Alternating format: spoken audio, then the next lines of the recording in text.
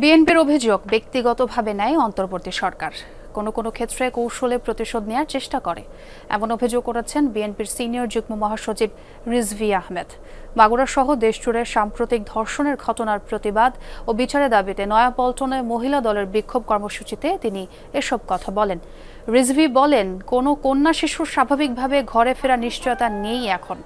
বিভিন্ন মন্ত্রণালয়, ডিসি ও এসপি অফিসে ছাত্ররা নির্দেশনা দিচ্ছে বলেও দাবি করেন বিএনপির এই নেতা। বলেন, ছাত্রদের কাজ ক্যাম্পাসে প্রতিবাদ জানানো, ডিসি এসপি অফিসে তদবির তদারকি নয়।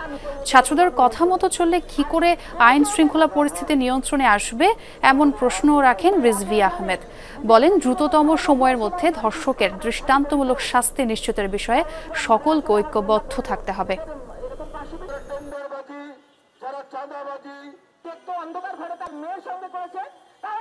অন্তর্বর্তীকালীন সরকার আমরা যদি কোনো অভিযোগ করি, এটাকে ওনারা ব্যক্তিগতভাবে নেয়।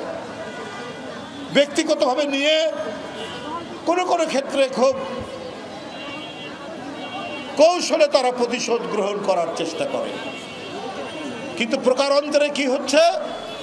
প্রকারান্তরে হচ্ছে আজকে ধর্ষণের পরিমাণ বেড়ে গেছে।